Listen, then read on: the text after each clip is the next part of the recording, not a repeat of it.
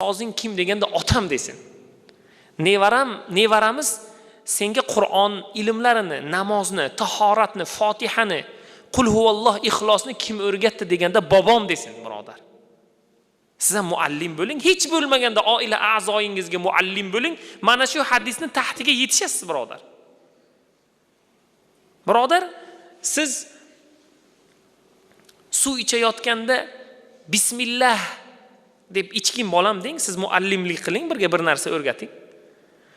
Bugungi kunda mana suv.